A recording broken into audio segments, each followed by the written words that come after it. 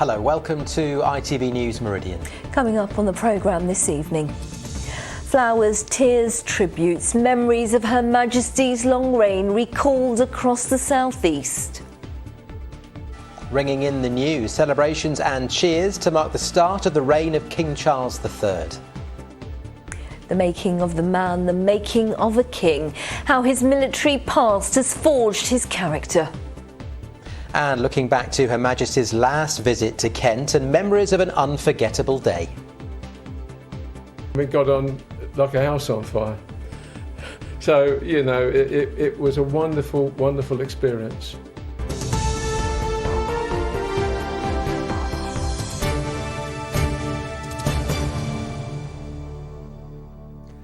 Good evening. Cities, towns and villages across the country and across the southeast have welcomed the era of King Charles III while continuing to pay their respects to the late Queen. Services and ceremonies have been taking place in the greatest of cathedrals and the smallest country churches. At town halls and at village memorials, bells rung, proclamations made, flowers laid down, memories shared. In a moment, Sarah Saunders reflects on a weekend that will take its place in history. But first to John Ryle in Gravesend, where one of the most impressive statues to the late Queen has become a focus for grief. Well, this is one of only 3 statues of the Queen in England, and it's visible from many parts of Gravesend here, also from the River Thames, and thousands of people have come here over the last 3 or 4 days to leave flowers, to leave messages, to express their sorrow. Among them, the Cabinet Member for Community on Gravesend Council, and you met her twice. I did. It was a privilege to meet her, and she's such a fine, outstanding public servant and an example to all of us in the public service we give.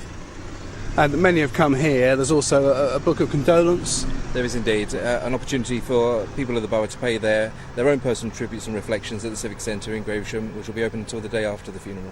OK, thank you for that. Also joined by Govinda Sander, who's Chief Executive of the Kent Equality and Cohesion Council, and you were due to shortly receive an MBE from the Queen. Yeah, I was humbled enough to receive an MBE in her last birthday's honours list, and so I was really looking forward to obviously meeting Her Majesty the Queen again and to get the honour from her. And what impact have you seen her death have on the community here? What I've found over the last few days speaking to colleagues here in Gravesend, regardless of faith, regardless of background, everyone's been impacted by the death of Her Majesty. And I think it's important to remember not only was she the head of state here in the United Kingdom, but also the impact and the role she had with the Commonwealth. And as in death, as in life, you know, Her Majesty the Queen has brought the nation back together again. Okay, Govinda, thank you very much indeed for that. So thousands more expected to come here in the days ahead, with similar scenes being played out at dozens of locations across the southeast. At a special service of remembrance at Canterbury Cathedral, the Archbishop spoke of raw and ragged grief, but also of love and healing. As Her Majesty said herself, grief is the price we pay for love. But that love has in it the reality of hope that can lift heavy hearts, heal wearied spirits, for it is love that originates in God. I came to say prayers for the Queen and also for our new King Charles III, to wish him, you know, all happiness and support in his new role. Most of us have lived with her image on stamps and coins and things for all of our lives. So even at a subliminal level, she's always been there in the background. And she was always very courteous and dignified and just moved things to another level. 600-year-old bells, only recently restored, rang out at St Andrews in Alfriston. The bells are a source of celebration and joy, calling us to worship, but they're also a continuity. They tell us that we are alive and we have to live our lives fully, which, when you think of the Queen, how she lived her life fully while she still had breath in her lungs and passion in her heart.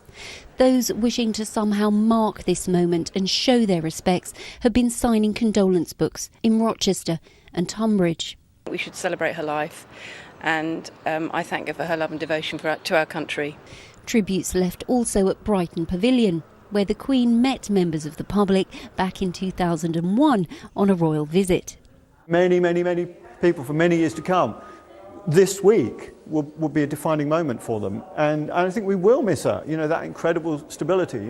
In villages, towns and cities, bells pealed and flags were briefly raised as the official proclamation of the accession of the King was announced. Prince Charles Philip Arthur George is now, by the death of our late sovereign of happy memory, become our only lawful and rightful liege lord, Charles III. King, head of the Commonwealth, defender of the faith, to whom we do acknowledge all faith and obedience with humble affection. God save the King.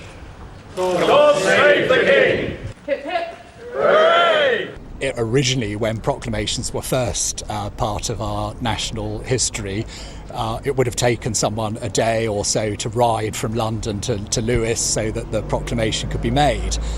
I think we carry on with it because there's something about people actually physically being able to witness something like this, which is very powerful. Well-wishers took the opportunity to celebrate the Queen's long service to her country, both during the war and after it, at the Salute to the 40s event at Chatham Historic Dockyard. During the Second World War, a young Princess Elizabeth addressed the nation's children. When she turned 18, she insisted on joining the Auxiliary Territorial Service, where she trained as a driver and mechanic. She was pleading. She said, I have to go into uniform, I have to be part of this. And reflecting that she wasn't probably just playing. It was her idea. She was doing it the best she could at everything.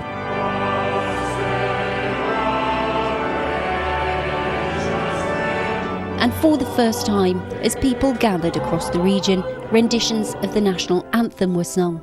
God Save the King.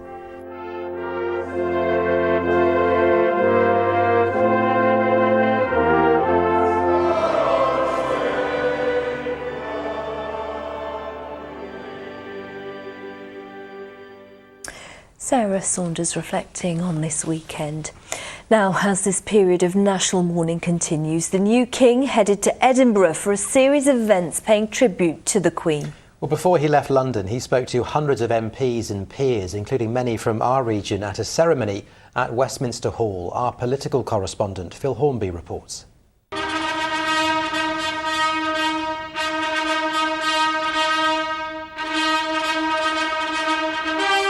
In the oldest part of the Palace of Westminster, an ancient ceremony as the new monarch arrives to receive Parliament's condolences. It is my duty to present our humble address to you, our new King, to express both our sorrow and loss of our Sovereign Lady and our confidence in the future in your reign.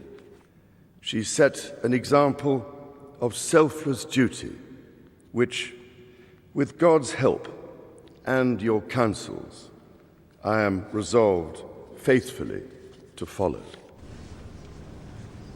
And there's lots of pomp and circumstance.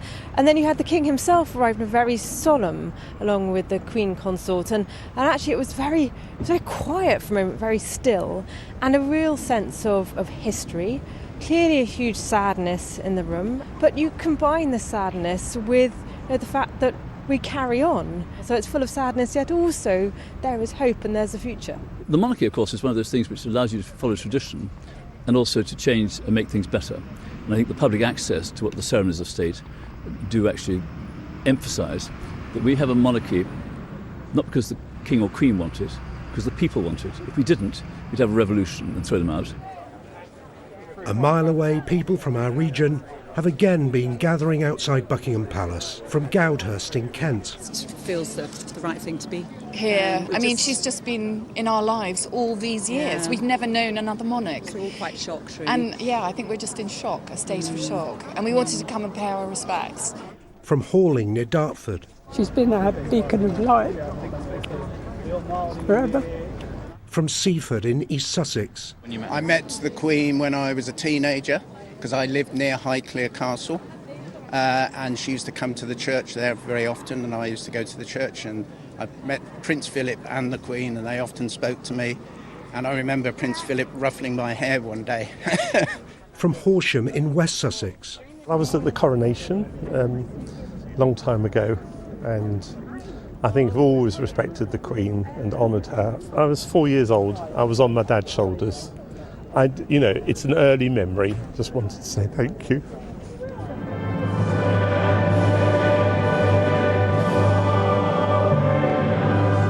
The Palace of Westminster, the focus of this morning's ceremonial, as it will be again on Wednesday, as the late Queen is brought here for the lying in state. Phil Hornby, ITV News, Westminster.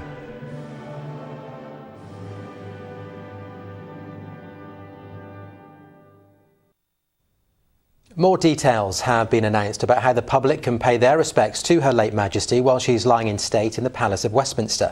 Stacey Poole joins us now in the studio. Stacey, lots of people will want to pay their respects. So what more do we know? Well, Sangeeta, we have been told today that lying in state will take place from 5 p.m. on Wednesday, the 14th of September. That's this Wednesday. And there will be access 24 hours a day until 6:30 a.m. on Monday, the 19th of September, and that's the day of the funeral. The public will be able to walk past the Queen's closed coffin to pay their respects, and it will be draped in the Royal Standard with the orb and sceptre placed on top. Stacey, hundreds of thousands of people are going to want to do that, to pay their respects. There are going to be long waits, presumably. I think there are going to be very, very long waits, and we have been told that although it's obviously impossible to say how long, official guidelines say that people will need to stand for many hours, possibly overnight, with very little opportunity to sit down as the queue will be constantly moving. And there are also likely to be long delays on public transport and road closures around the area, so you are going to need to plan ahead and consider that this is going to be at least 2 days away. Now, security is also going to be very tight. There's going to be an airport-style check before you enter the Palace of Westminster. So be aware that once you get to that security check, only one small bag will be allowed. So anything bigger than 40 by 30 by 20 centimetres will be taken away and it won't be returned. Now, flasks or water bottles are also banned, so unless they're clear and all the fluids have been emptied, they will get taken away. In fact, all food and liquids have to be consumed by the time you get to that security check, so you will need to plan that. But you are going to be in this queue for around 30 hours, so you are going to need suitable clothing. I suggest some very comfortable shoes, food and drink, and a battery mobile phone charger, along with any essential medication that you need. And Stacey, are there any rules about what you should wear? There are. We've been advised that you need to wear something that's appropriate for the occasion and respect the dignity of this event. Certainly anyone wearing anything with political or offensive slogans will be refused entry. You have to be silent. And many people will want to take flowers, but just so that you're not disappointed, no flowers or soft toys or candles will be allowed inside the Palace of Westminster. They should be taken to the dedicated areas in Green Park or Hyde Park. And finally, all filming and photography will be strictly prohibited in Westminster Hall, so there's no need to take your camera. Now, I know that I've just given you an awful lot of information, so if you want to recap on any of this, head to our website, itv.com/Meridian. Stacey, thank you. Now you're watching ITV News in the Meridian region. Coming up, we visit the Queen's favourite home. So what was it about this royal residence that made it so close to the Queen's heart? Well, there are lots more tributes, of course, on our website. There's the address as ever, itv.com/Meridian. You can get in touch with us, 0808 1010 095 is the number. And you can also follow us on social media.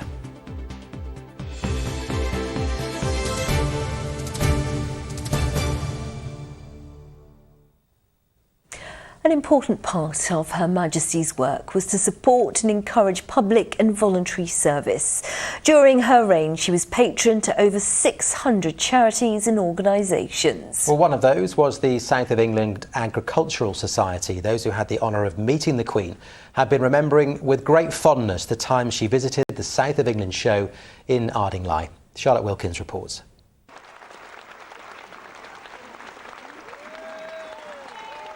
There was a real buzz You could tell the crowds were like waiting. It didn't matter that the weather was a bit drizzly. Everyone was waiting for this moment.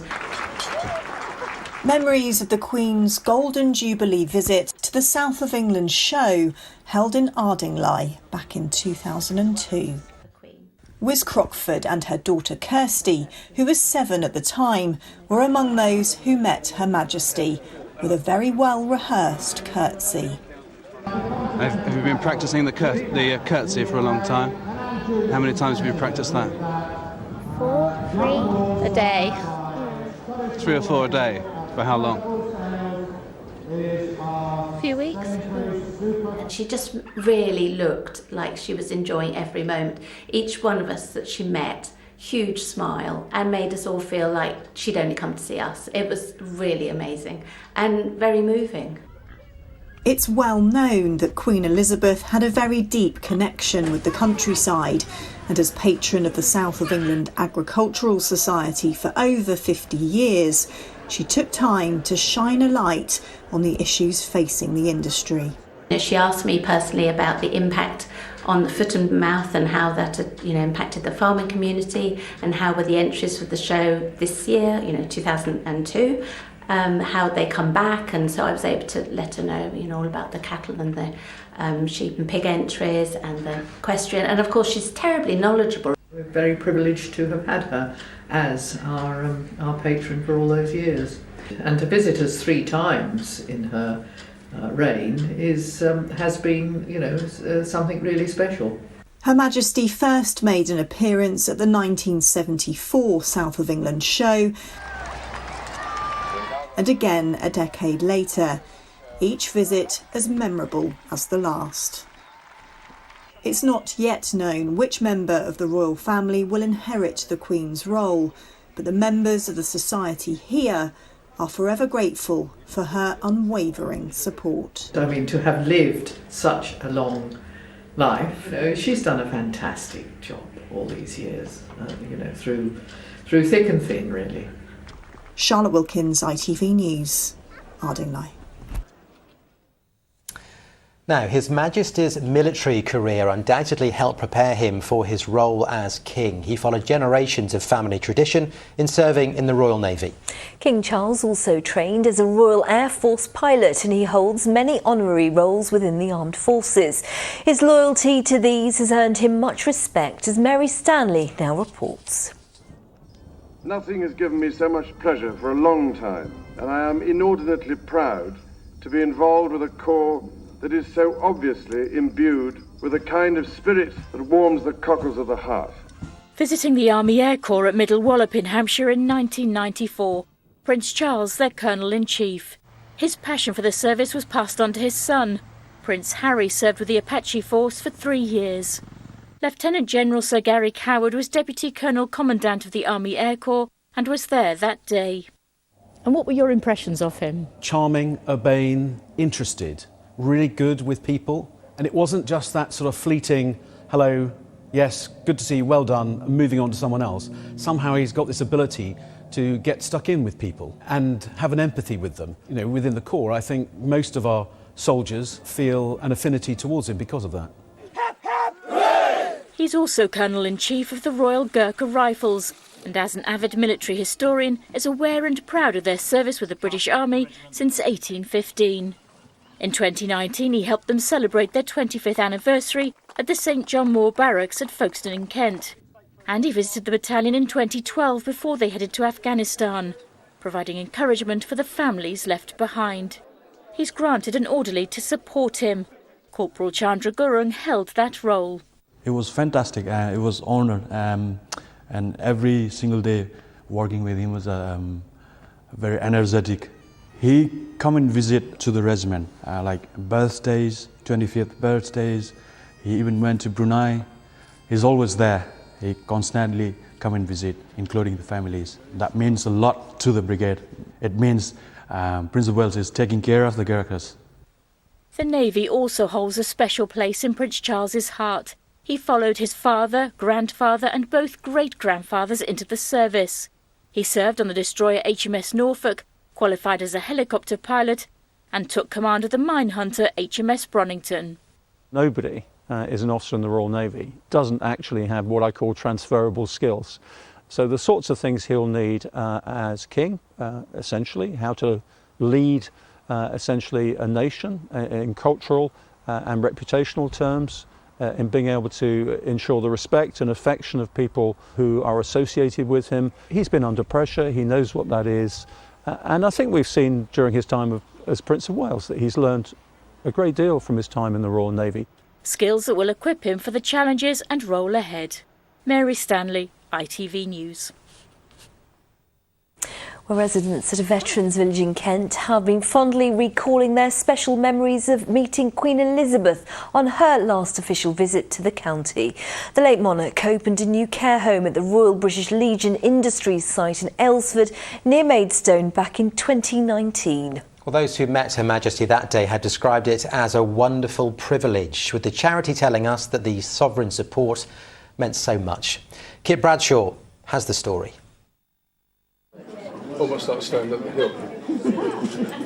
That's high praise, isn't it? Yeah, we both had a smile on our face, which I think accounts for a hell of a lot.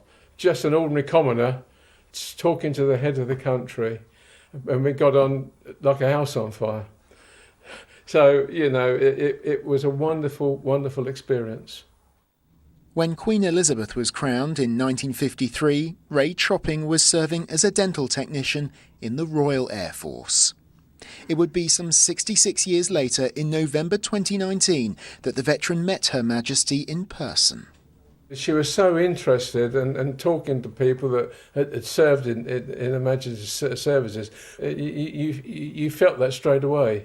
And I shall always remember speaking to her, and it was more than a privilege. I was absolutely honoured. 100 years old. That's wonderful, isn't it? It's terrific. Beat me. It's now thought that this visit to the Royal British Legion Industries village in Aylesford was Queen Elizabeth's last official public engagement in Kent. We're still talking about it now, nearly 3 years later. Everyone involved remembers the difference it made. She personally gave her support to our campaign to build much needed facilities for veterans here in Kent. She even wrote to us this year to say how pleased she was with what we'd done with the campaign. The veterans who call this place home tell me they'll never forget meeting the woman they swore an oath of allegiance to. The people who live here have actually served her, and she was our boss. There's no other feeling like it to actually be in her presence and her company. Yeah, brilliant. It was a pleasure to meet the Queen. She was a lovely, wonderful lady, very interesting to talk to, and she I always felt when I spoke to her that she was interested in what we had to say. It's clear the late Queen will live on not just in portraits and building names, but in the vivid memories of the thousands of people she met for all but the briefest of moments. I know she's not with us now, but I still feel that she is. She was our Queen, and she did so much for the country. Some lovely words. Agree with that. Yeah. Absolutely, great words. They're lovely words to end Kit Bradshaw's report. We would love to hear your recollections of meeting the Queen as well, especially if you have photographs to go with them. Please send them through to us at ITV News Meridian at itv.com, and we will try to share some of them a little later in the week. Now, as well as London, Windsor, of course, has been a focal point over recent days, with many people from the southeast heading there to lay flowers.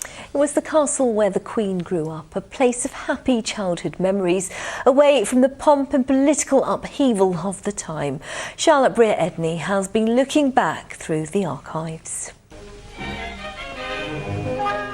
Scenes of family life. Elizabeth and her sister Margaret with their parents in the grounds at Windsor.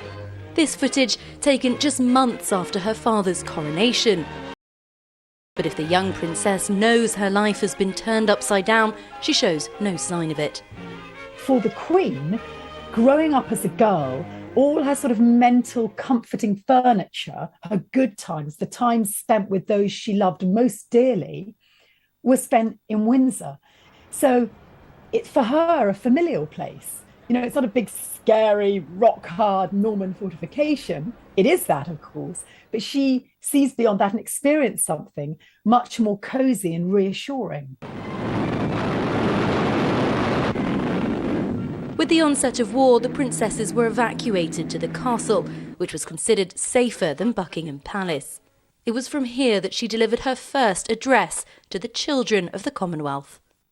My sister Margaret Rose and I feel so much for you, as we know from experience what it means to be away. And the princess's official entry into the royal life of the nation was also here. Princess Elizabeth celebrates her 16th birthday by inspecting, as their new colonel, the Grenadier Guards at a special parade at Windsor Castle. Smiling and confident, you wouldn't know this was the teenager's first military inspection. She is already a monarch in waiting. Later, as these official seasonal pictures of the family at Windsor show, the future Queen is already comfortable in the public eye. The importance and comradeship of family life could not be better exemplified than in these British newsreel pictures taken quite recently at Windsor. But the sprawling grounds of the castle also afforded the young princesses freedoms. Elizabeth able to pursue one of her lifelong passions, horses. Filmed here with her sister, she looks happy and completely at ease. She would later be the first person to be given the freedom of the borough of Windsor, and her affection for and involvement in the town continued for decades to come. In 1961, now a queen, she inspects improvements to the town. The town was to be congratulated, the Queen said, on its wholehearted cooperation. This palace, this town has been more than just a home. Through the years, they've been a safe haven, a family retreat, a place where the head of state could briefly set aside the crown and be a daughter, a mother, a matriarch. Indeed, it was in the grounds of Windsor Park that she treated the nation to scenes of her own family life. At 90, the monarch celebrated her milestone birthday together with the town, proof of Windsor's enduring place in her heart. Charlotte Brewer-Redney, ITV News, Windsor. Such fantastic black and white footage there, and I think that is the thing, isn't it? There are people who are old enough to actually remember seeing the Queen go through all those phases. Incredible. Let's take a look at your weather forecast now. Here's Helen Plint. Hello again. Really warm September sunshine to get the week going today, but from here on in, some pretty heavy downpours making a return. However, that said, through the second half of this week, altogether drier and brighter, but we switch our temperatures to something noticeably cooler. So for now, we've been dragging up this much warmer air from the south, also tied up with that a fair bit of stuffiness and humidity. But notice this front, which will affect us as it pulls away, also facilitating a change in our wind direction. So this time it flips coming from the north, and that'll really cool things down. So we're looking at just below average temperatures, if anything, by the time we get to the weekend. Quite a while since we've said that. Out there at the moment, well, a mostly dry night, but you can see we've got systems trying to push up from the south, pushing down from the north as well, all bringing a fair bit of cloud our way, and still, for the moment at least, on the stuffy side. So minimum temperatures of just 18, 19 degrees for lots of us, also quite breezy and gusty in coastal areas. So yes, it might be a little on the humid side first thing tomorrow morning, but a much more overcast flavour really from the word go compared to today. A couple of hints of brightness, but notice those showers also starting to track through. Now, they'll be mostly focused towards later in the day, but pretty much at any point you could be affected by one of those. And notice our temperatures, a real drop on where we have been today. So we're looking at 20, 21 degrees as a high. I'm going to roll the map on into tomorrow evening because you'll notice just how intense those downpours are likely to become, and it's very slow progress for this system. So it really will stick around for much of the evening where we get them. Those downpours could well turn torrential with thunder possible as well. A quick look then at the times of high water in Dover, for example. It's going to be high tide at around 1:30 tonight, and then again 1:45 tomorrow at lunchtime. For the rest of the week, though, much drier and brighter, although cooler too.